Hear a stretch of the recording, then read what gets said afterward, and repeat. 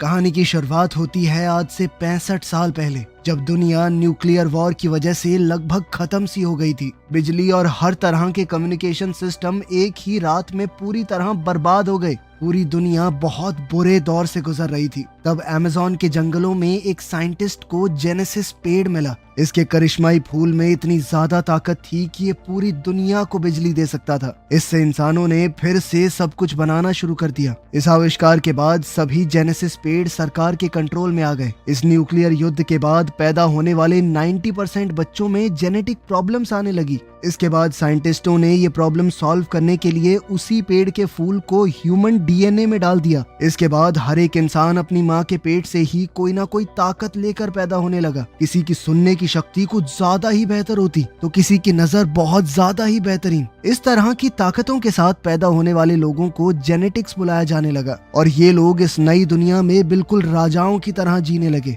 लेकिन लगभग 10% लोगों का इम्यून सिस्टम थोड़ा कमजोर था, जिससे उनके शरीर ने इस फूल को बिल्कुल भी एक्सेप्ट नहीं किया। इन लोगों को स्पेशल्स बोला जाने लगा और इन्हें सिर्फ छोटे मोटे काम दिए जाते, जैसे साफ सफाई, मेंटेनेंस वगैरह। अब हम जेनेसिस इंस्टीट्यूट में क्लोई को देखते हैं, जो इस वक्त एक स्टूडेंट बनकर क्लास ट्रिप पर गई है और उसका व्हील चेयर वाला पार्टनर लियोन सफाई करने वाला बनकर वहां आया। सबका ध्यान हटते ही लियोन ने एक डिवाइस की मदद से बंद दरवाजा खोला और प्राइवेट एरिया में घुस गया। मैप चेक करते ही उसे पता चला कि 2 गार्ड पास में ही खड़े हैं, तो उसने वहां पर एक छोटा चूहे जैसा खिलौना भेजा। गार्ड्स उसके पीछे गए, उसे पकड़ा तो उस चूहे के अंदर से स्लीप गैस निकली, जिससे दोनों गार्ड बेहोश हो गए। लियोन ने उनकी चाबियां ली, वेंटिलेशन सिस्टम तक गया और गैस का टैंक जोड़ दिया, जिसके बाद स्लीपिंग गैस ने पाइप्स के अंदर से जाकर साइंटिस्टों को सुला दिया। फिर उसने मास्क पहना और लैब में घुसने की कोशिश की, पर उसका कोड गलत निकला। उसने क्लोई को कॉल किया और सही कोड लाने को कहा। मेन लॉबी में क्लोई ने कुछ लड़कों को स्पेशल्स के बारे में बोलते सुना कि उन्हें तो मार देना चाहिए। क्लोई ने उनसे झगड़ा शुरू कर दिया। बाकी बच्चे भी उन्हें उकसाने लगे। एक गार्ड भाग कर आया। क्लोई ने बेचारी बनकर गार्ड से मदद मांगी और उसी वक्त उसकी जेब से नोटबुक चुरा ली। नोटबुक में उसे सही कोड मिला जो उसने लियोन को भेज दिया। कोड मिलते ही लियोन जल्दी से लैब में घुस गया। उसने अपनी माँ की पुरानी घड़ी निकाली, जिसमें लिखा था कि हम सब एक हैं, हम सब बराबर हैं। ये पढ़कर उसे हिम्मत मिली। उसने एक लिवर खींचा, मशीन खुली और अंदर जेनेसिस ट्री था। उसने एक पुराना हथियार लिया और शीशे के अंदर छेद करना शुरू किया। लेकिन जैसे ही वो फूल तोड़ने लगा, पेड़ ने बहुत सारे स्पाइक शूट कर दिए और अचानक से अलार्म बजने लगा। लियोन ने फिर भी फूल को एक ब्लू कैप्सूल में पैक कर लिया। अनाउंसमेंट हुई कि ये बिल्डिंग अब लॉकडाउन में जा रही है और सबको जल्द से जल्द बाहर निकलना होगा। क्लोई लियोन का इंतजार करना चाहती थी, पर गार्ड्स ने उसे बाकी स्टूडेंट्स के साथ बाहर भेज दिया। किसी तरह किस्मत से लियोन भी समय रहते बाहर आ गया। बाहर लियोन ने जानबूझकर क्लोई को टक्कर मारी और उसका टेडी बियर नीचे गिरा दिया। उसने टेडी वापस देने से पहले कैप्सूल को टेडी के अंदर छुपा दिया। जब गार्ड्स ने लियोन की जेब चेक की तो उन्हें सिर्फ एक घड़ी मिली। उन्होंने घड़ी पर लिखी हुई बात का मजाक उड़ाया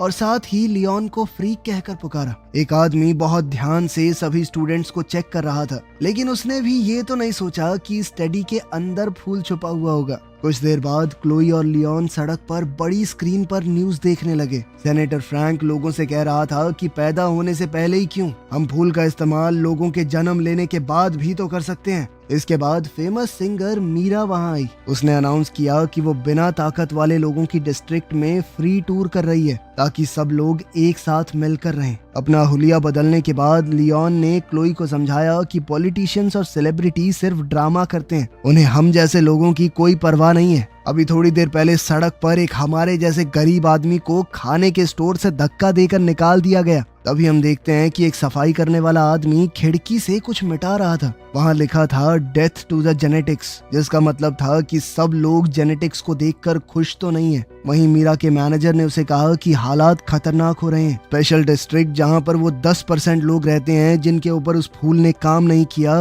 वो पहले से बहुत रिस्की है और बहुत ज्यादा भीड़ आएगी, इसलिए ऑटोग्राफ सेशन को कैंसिल करना होगा। मीरा को ये बात बिल्कुल पसंद नहीं आई। उसने कहा कि ऐसे थोड़ी आएगी एकता, मुझे लोगों के सामने जाना होगा, उन्हें अपने जैसा महसूस करवाना होगा। उसने इवेंट को कैंसिल करने से मना कर दिया। क्लोई और लियोन जब घर जाने लगे तो स्पेशल डिस्ट्रिक्ट के गेट पर गार्ड्स ने उनकी आईडी चेक की। लियोन शॉपिंग करने गया तब क्लोई टीवी पर फ्रैंक का इंटरव्यू देख रही थी। अब फ्रैंक बोल रहा था कि उसने ऐसी दवाई बनाई है जिससे वो 10% लोग जिनके अंदर ताकत नहीं आई थी वो भी अब इस ताकत को महसूस कर पाएंगे। उन्हें भी अब बाकी सब जैसा बनाया जा सकता है। क्लोई ये देखकर बहुत खुश हुई, लेकिन लियोन ने कहा कि ये सब झूठ है। फिर वो दोनों अपने घर गए एक छोटी सी वर्कशॉप में। क्लोई वहाँ पौधे उगाती है और लियोन कुछ डिवाइसेस बनाता है। लियोन फूलों से वो हिस्से निकालता है जिनके अंदर ताकत है और उनकी मदद से अपाहिज लोगों के लिए खास तरह के प्रोस्थेटिक्स बनाता है ताकि वो लोग भी एक आम जिंदगी जी सकें। क्लाइंट्स के पैसों से उनका रोज का गुजारा हो जाता है। क्लाइंट्स का काम खत्म होने के बाद एक आदमी ने जेनेटिक डिस्ट्रिक्ट से कॉल किया और कहा कि मुझे कुछ ठीक करवाना है। क्लोई ने मना कर दिया ये कहकर कि हम लोग कहीं जाके ठीक नहीं करते, दुकान पे ही आना पड़ेगा आपको।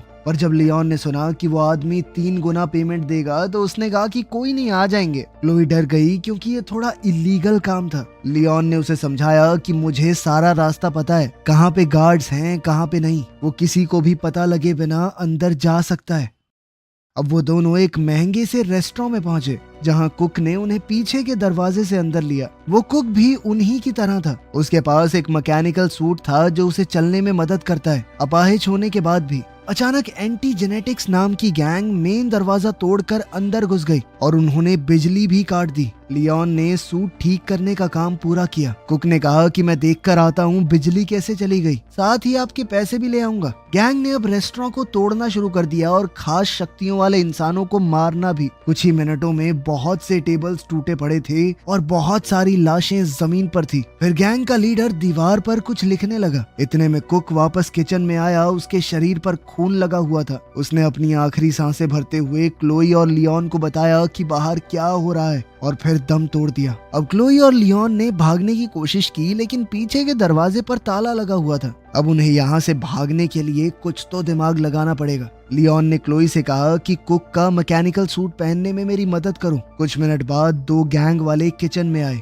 उन्हें सिर्फ मरा हुआ कुक ही दिखाई दिया क्योंकि क्लोई और लियोन छुपकर बैठे थे। वो लोग दीवार पर कुछ लिखते हुए बात कर रहे थे कि कल एक छोटा शो होगा और अगले दिन बहुत बड़ा काम। एक गुंडे ने अपने कुछ आइडिया देने की कोशिश की लेकिन बॉस ने उसे चाकू दिखाकर धमकाया कि प्लान में कोई बदलाव नहीं होगा, ठीक है। एक आदमी ने एक कागज गिरा दिया और क्लोई ने उसे उठाया। पुलिस की आवाज आई तो गुंडे निकल गए। अचानक लियोन के सूट ने कंट्रोल छोड़ दिया। सूट ने खुद ब खुद उसे खड़ा कर दिया और काउंटर पर फेंक दिया। दोनों आदमी उसके पीछे आए तो लियोन ने बर्तनों और गर्म पानी का इस्तेमाल करके उनसे लड़ाई की।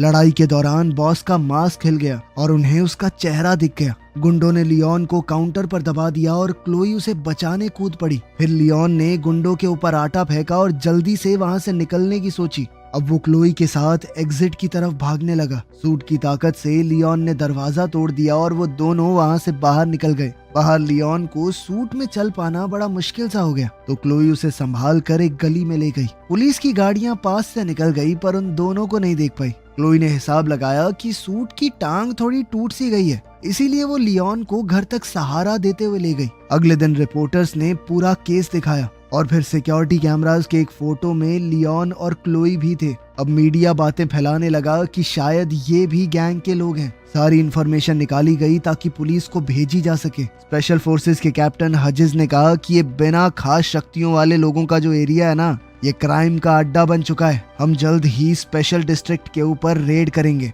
लियोन और क्लोई डर गए क्योंकि उन्होंने उसे पहचान लिया था। दरअसल वो उसी गैंग का लीडर है जिसका चेहरा उन्होंने पिछले दिन लड़ाई में देखा था। क्लोई ने वो कागज खोला और पता चला कि वो मीरा के कॉन्सर्ट का फ्लायर है जिसके अंदर एक छोटा सा मैप बना हुआ है। वो लोग समझ गए कि इस गैंग वाले लोग कॉन्सर्ट पर हमला करेंगे और इस बात के लिए दोषी हम जैसे लोगों को ठहराया जाएगा। लियोन डर कर सामान पैक करने लगा ताकि वो शहर छोड़ दे, पर क्लोई ने कहा कि हमें लोगों को बचाना होगा। सिर्फ हम दोनों हैं जिसे पता है हमला कहाँ होने वाला है। बहुत सारे निर्दोष लोग मरेंगे वहाँ पर, क्या हम ऐसा होने देंगे? इस पर लियोन ने कहा कि एक ऐसा आदमी जिसका नीचे का शरीर चलता नहीं और एक 12 साल की लड़की क्या कर लेंगे। ये सुनकर क्लोई रो पड़ी। उसने कहा कि भैया तुम खुद गर्ज हो, और इतना कहकर भाग गई। लियोन चाहकर भी उसे रोक नहीं पाया। इसके बाद फ्लैशबैक में दिखाया जाता है कि एक जवान लियोन अपने पिता के ऑफिस में घुस गया था अपनी फाइल देखने के लिए। वहाँ उसे पता चला कि वो स्पेशल है। जैसे ही उसके पिता को पता चला कि उसका बेटा एक स्पेशल है, उसके पिता ने उसे वहीं पकड़ लिया।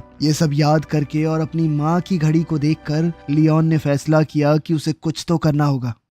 कुछ घंटों बाद क्लोई वापस आई और लियोन को सूट को ठीक करते हुए देखा। उसने लियोन की सूट पहनने में मदद की। लियोन ने अपने हाथ पांव थोड़े चलाकर देखे और कहा कि वो ह्यूजेस को पकड़कर उसके गुनाह कबूल करवाएगा उससे। लियोन ने कुछ अबाड़ कबाड़ चीजों से अपने लिए हथियार बना लिए और लोहे तक को मोड़ देने की अपनी ताकत दिखाई। क्लोई को सूट के अंदर कुछ खास तरह की तारें दिखी तो वो एक केमिकल बनाने दौड़ी जिससे सूट में लगे हुए हथियार एक्टिवेट हो जाएं। उसी वक्त मीरा स्पेशल डिस्ट्रिक्ट में कॉन्सर्ट कर रही थी। जनता उसे देखकर पूरी तरह बेकाबू हो गई। फैंस को लोग धक्का मारने लगे। सिक्योरिटी उन्हें जैसे तैसे पीछे कर रही थी। कॉन्सर्ट के बाद मीरा बस में चढ़ने जा रही थी, तब गार्ड्स ने उसकी सिक्योरिटी और मैनेजर को मार कर गिरा दिया। फिर रेबल्स ट्रक में आ गए और दीवारों पर अपना मैसेज लिखने लगे। हजिस ने मीरा को धमकाया कि चुपचाप हमारे साथ चलो वरना बुरा होगा। तभी लियोन वहां पर सूट और मास्क पहने आ गया। वो बालकनी से नीचे कूदा और सीधा हमला करना शुरू कर दिया,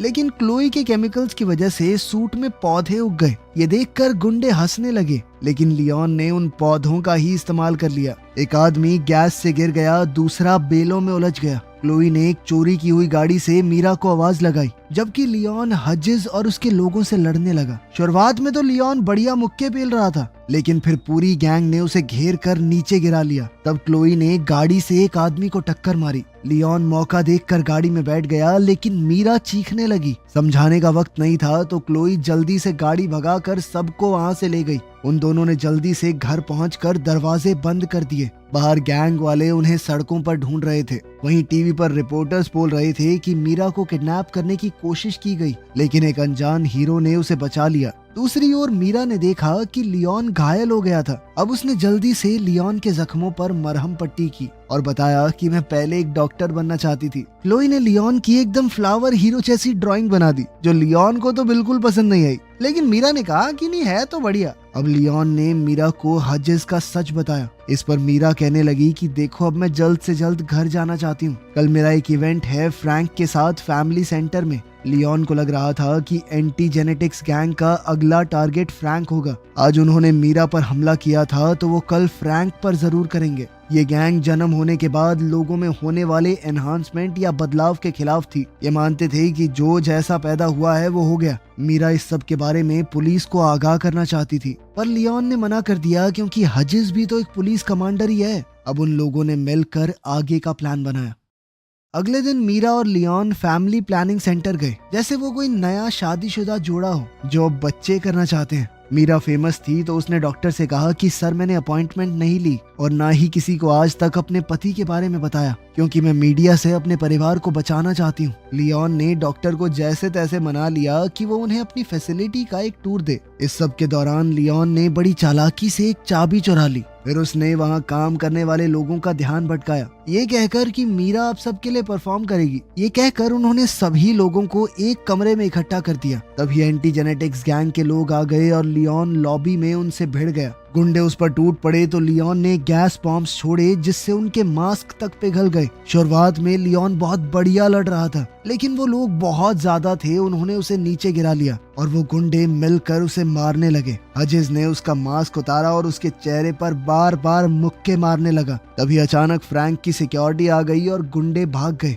इस पर मीरा ने बताया कि उसने ही फ्रैंक को कॉल किया था, क्योंकि वो समझ गई थी कि गुंडे ज्यादा होंगे, लियोन अकेला नहीं संभाल पाएगा। लियोन ने पूछा कि गार्ड्स ने गुंडों को फॉलो क्यों नहीं किया, तो फ्रैंक ने कहा कि तुम हमारे लिए उनसे ज्यादा जरूरी थे। पता चला कि फ्रैंक असल में लियोन का पिता है। क्लोई ये सुनकर पूरी तरह चौंक गई। वो सोच में पड़ गई कि लियोन ने आज तक उससे झूठ कहा कि उनके पिता मर चुके हैं। वो नाराज होकर वहाँ से भाग गई। अब रिपोर्टर अंदर आ गए तो उन्हें देखते ही फ्रैंक का पॉलिटिशियन मोड ऑन हो गया। उसने कहा कि मेरा बेटा एक प्रूफ है कि जेनेटिक्स और ऐसे लोग जिनके ऊपर फूल ने काम नहीं किया, उन लोगों के बीच में गैप बहुत ज्यादा बढ़ गया है। इसीलिए कल वोट बड़े ध्यान से देना।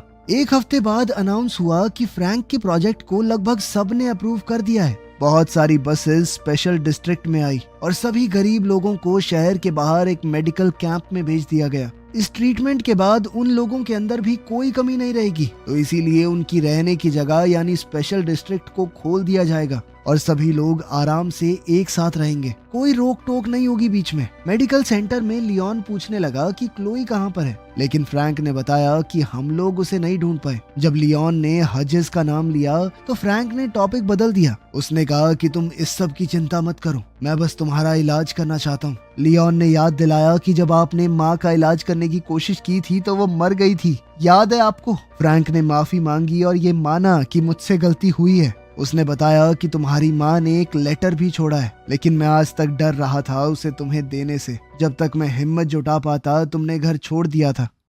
अब लियोन ने लेटर खोला। उसकी माँ ने लिखा था कि मुझे तुम लोगों को छोड़ना पड़ा, उसके लिए मैं माफी चाहती हूँ। वो चाहती थी कि लियोन एक अच्छा आदमी बने, लेकिन उसे डर था कि लियोन के अंदर का गुस्सा उसके दिल को खा जाएगा, उसके अंदर कड़वाहट आ जाएगी। उसने कहा कि बेटा, लोगों को माफ करना सीखो, क्योंकि कोई भी आखिर तक साथ नहीं होता। ये सब पढ़कर लियोन अपनी माँ को याद करके रोने लगा। मीरा वहाँ आई और लियोन को ताजी हवा के लिए बाहर ले गई। बाहर घूमते हुए लियोन को क्लोई दिख गई तो उसने उससे माफी मांगी। क्लोई भी अपने भाई से ज्यादा वक्त तक गुस्सा कैसे रह पाती। फिर लियोन ने बताया कि मुझे लगता है फ्रैंक ने ही सारे हमले करवाए हैं ताकि उसका प्रोजेक्ट अप्रूव हो जाए, लेकिन उसे पकड़ने से पहले उन्हें उसके खिलाफ सबूत ढूंढना होगा। क्लोई को एक आइडिया आया और उसने एक आदमी से जिसके पास आई प्रोस्थेटिक है उसका कैमरा मांग लिया। उधर डॉक्टर्स ने अगले पेशेंट का नाम अनाउंस किया। उधर लैब में क्लोई ने वेंट्स में घुसकर रिकॉर्डिंग स्टार्ट कर दी। हजेस और फ्रैंक आपस में बात कर रहे थे।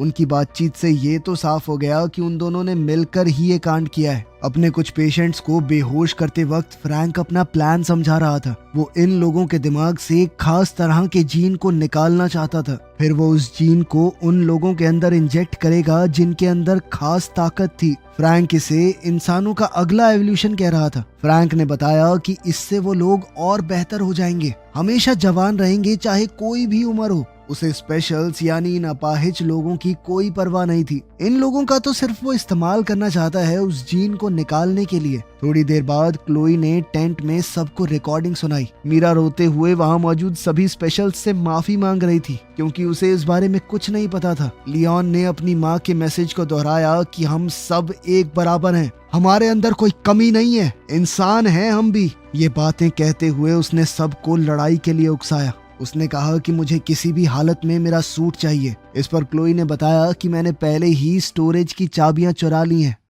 अगले दिन फ्रैंक और कुछ नर्सेज लियोन के कमरे में आ रहे थे उसका इलाज करने के लिए। लियोन ने चद्दर के नीचे अपना सूट पहना हुआ था। उसने तुरंत अपने पिता को पकड़ लिया और नर्सेज से वो इंजेक्शन छीन लिया। फ्रैंक ने कहा कि मैंने ये सब तुम्हारे लिए किया है बेटा, मैं तुम्हारा इलाज करना चाहता हूँ। लेकिन लियोन ने कहा कि तुम एक हैवान हो और कुछ नहीं। अब लियोन ने उसे कमरे के अंदर बंद कर दिया। उसने क्लोई से थोड़ा बारूद लिया और सिक्योरिटी रूम की तरफ दौड़ने लगा। वहाँ मौजूद गार्ड से लड़कर उसने उन्हें गिरा दिया, लेकिन एक गार्ड ने जल्दी से अलार्म बटन दबा दिया ताकि सबको इस गड़बड़ी का पता चल जाए। उधर क्लोई ने कैमरा को कंप्यूटर से कनेक्ट किया ताकि वो पूरी रिकॉर्डिंग पुलिस को भेज सके सबूत के तौर पर। लियोन के जाने से पहले मीरा ने उसे किस किया और कहा कि लौट कर जरूर आना। उधर टेंट वाले एरिया में हजेस अपनी गैंग के साथ आ चुका है। लियोन और स्पेशल्स ने उन्हें घेर लिया और बहुत बड़ी लड़ाई शुरू हो गई। स्पेशल्स के पास सिर्फ बर्तन, पाइप्स जैसी नॉर्मल चीजें थी, लेकिन उनकी तादाद ज्यादा होने की वजह से लड़ाई बराबर की चल रही थी।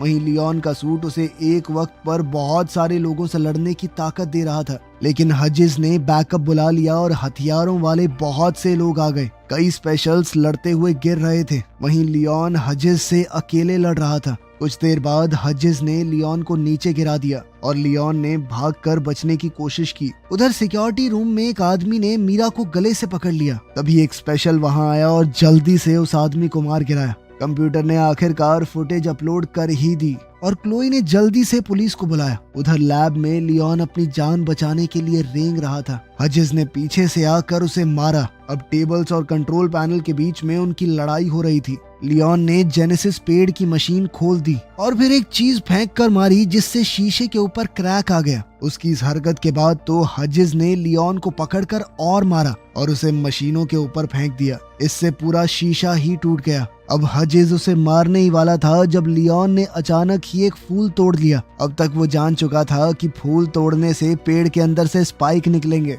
वो हजिस के चेहरे में घुस गए और वो गिर पड़ा। वहीं पुलिस ने आकर फ्रैंक के सारे लोगों को अरेस्ट कर लिया। उन्हें कई सारे सबूत भी मिले। तभी क्लोई और मीरा लियोन को देखने के लिए भाग कर आई और इस बार लियोन ने आगे बढ़कर मीरा को चूम लिया। एक हफ्ते बाद सभी न्यूज चैनल्स फ्रैंक के इस घिनौने प्लान को एक्सपोज कर रहे थे। लोग कह रहे थे कि एक मास्क वाले आदमी ने सबको बचाया है। अफवाह थी कि वो फ्रैंक का बेटा है, लेकिन पुलिस वालों ने इस बात को नकार दिया। फ्रैंक खुद वहां से भाग गया था। अब गवर्नमेंट ने भी लोगों को अलग अलग रखने की अपनी पॉलिसी बंद कर दी। अब सब लोगों को आजादी थी, कोई भी कहीं जा सकता था। इस सब के दौरान मीरा का गला डैमेज हो गया था, तो अब वो गा तो नहीं सकती, लेकिन लियोन के साथ अपनी जिंदगी में बहुत खुश है। लेकिन फ्रैंक अभी भी फरार था। कहानी के आखिर में हम उसे देखते हैं कि वो अपने बेटे को दूर से घूर रहा था। वीडियो पसंद आई तो लाइक कर देना, चैनल को सब्सक्राइब कर लेना। मिलते हैं अगली वीडियो में।